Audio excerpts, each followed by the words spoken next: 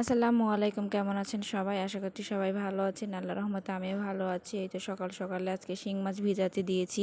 শিং মাছ দিয়ে পেঁপে দিয়ে রান্না করব সেজন্য। আর এই তো পেঁপেও কিনে নিয়ে আসছি, আর অর্ধেক পেঁপে আগেরই ছিল, তো দুইটা পেঁপে দিয়ে আজকে শিং মাছ রান্না করব। পেঁপে দিয়ে শিং মাছ রান্না করলে অনেক ভালো লাগে খেতে। তো পেঁপেগুলো একটু মোটা করে কাটবো। আর এই তো পেঁপেগুলো আমার কাটা হয়ে গেছে।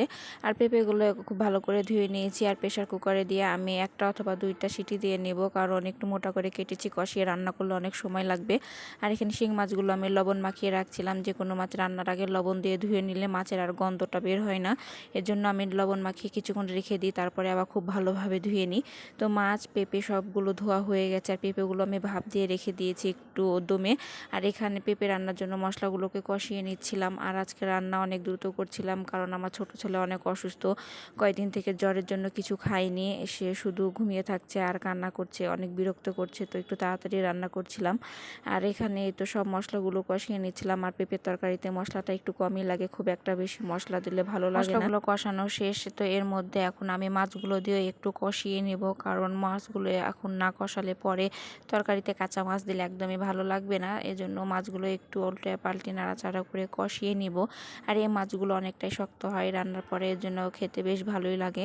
তো মাছগুলো প্রায় কষানো হয়ে গেছে, উল্টে পাল্টে খুব ভালো করে কষিয়ে নিয়েছি। এখন মাছগুলোকে উঠিয়ে নিব। আর এই তো মাছগুলো আমি একে একে সবই উঠিয়ে নিয়েছি। এখন এর মধ্যে সেদ্ধ করে রাখা পেঁপেগুলো দিয়ে নেব। আর পেঁপের মধ্যে যে পানি ছিল সে পানিগুলো দিয়ে নেব। আর এক্সট্রা কোনো পানি দেব না, কারণ পেঁপে তরকারি থেকে এমনিতে অনেক পানি বের হয়। পেঁপে রসালো সবজি, এর জন্য পেঁপেতে খুব পানি লাগে না। তো একটু নাড়াচাড়া করে আমি এখন ঢাকা দিয়ে কিছুক্ষণ রান্না করে নেব। তো বলক চলে এসেছে, এখন আমি মাছগুলো দিয়ে নেব এর মধ্যে। আর এভাবে পেঁপে দিয়ে শিং মাছ রান্না করলে অনেক বেশি মজা লাগে খেতে।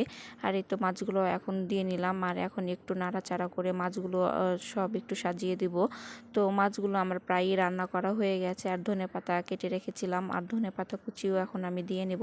আর এখন শীতের মৌসুম যেহেতু সবসময় ধনেপাতা পাওয়া যায়, সব তরকারিতে ধনেপাতা খেতে অনেক বেশি ভালো লাগে।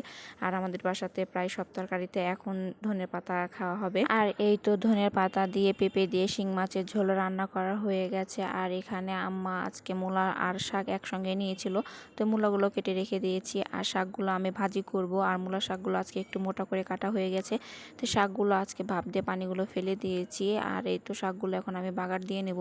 এর জন্য বেশি করে পেঁয়াজ রসুন আর কাঁচামরিচ দিয়ে নিয়েছি। আর মূলা শাকটা এভাবে ভাপ দিয়ে রান্না করলে অনেক বেশি মজা লাগে খেতে। আর শাকগুলো ভাপ দিয়ে পানি ফেলে দিয়েছি, এর জন্য একটু সবুজ কালার হয়েছে। আর এভাবে সবুজ সবুজ করে রান্না করলে অনেক বেশি মজা লাগে যে কোনো সবজি রান্না করলে। আর শাকগুলো থেকে অনেক পানি বের হয়েছে, তো এখন নাড়াচাড়া করে পানিগুলো একদমই শুকিয়ে নেব। আর এই তো শাকগুলো প্রায়ই হয়ে এসেছে, একদমই কমে গেছে।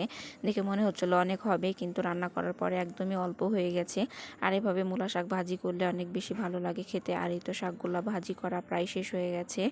আর এই তো মূলা শাক দিয়ে আমি এখন রুটি খাবো। সকালে নাস্তা খাইনি, নাস্তা খেতে অনেক দেরি হয়ে গেছে। আমি বরাবরই সকালে নাস্তা অনেক দেরি করে খাই। আর তারপর আজকে আমার ছোট ছেলে অনেক অসুস্থ, সে ভাত অনেক পছন্দ করে, কিন্তু 2 দিন থেকে একটুও ভাত খায়নি, শরীর অনেক দুর্বল। এই তো শুধু তার সঙ্গে শুয়ে থাকতে বলছে। তো আমি এখানে উঠে গেছি, তো সে আবার ঘুরে দেখছে। তো সবাই আমার ছেলের জন্য একটু দোয়া করবেন। তো সবাই সুস্থ থাকবেন, ভালো থাকবেন। আজকের ভিডিওটা এই পর্যন্ত। আল্লাহ হাফেজ।